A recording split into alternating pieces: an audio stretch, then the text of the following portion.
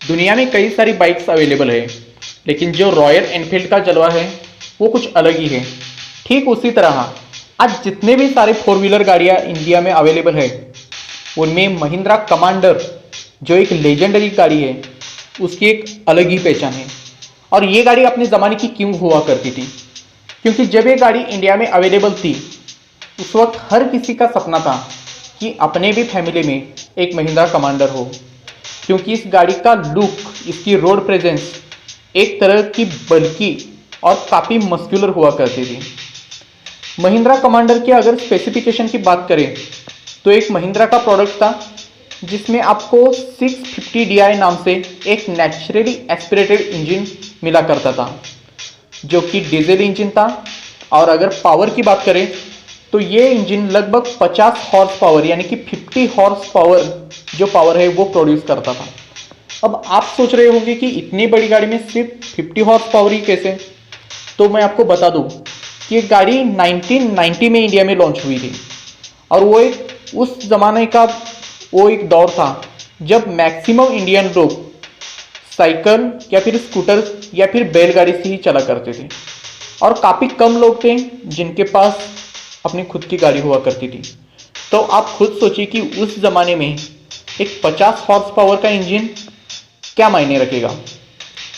तो उस ज़माने में कोई पावर नहीं देखता था, क्योंकि वहाँ पर गाड़ियों की इतनी ज़्यादा नॉलेज लोगों में नहीं थी।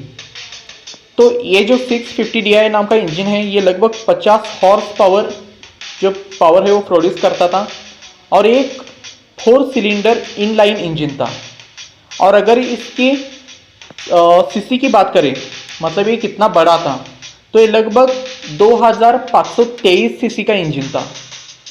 आपको बता दूं कि इस इंजन से आपको लगभग 145 न्यूटन मीटर का टॉर्क मिला करता था, और इस गाड़ी की जो टॉप स्पीड हुआ करती थी वो लगभग 90 किलोमीटर पर आवर हुआ करती थी।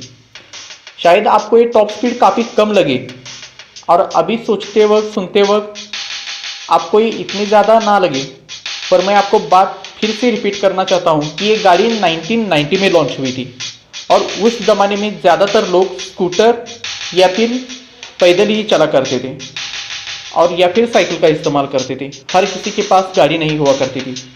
तो उस ज़माने के लिए और इस गाड़ी के लिए ये 90 किलोमीटर पर आवर की टॉप स्पीड भी काफ़ी ज़्यादा थी।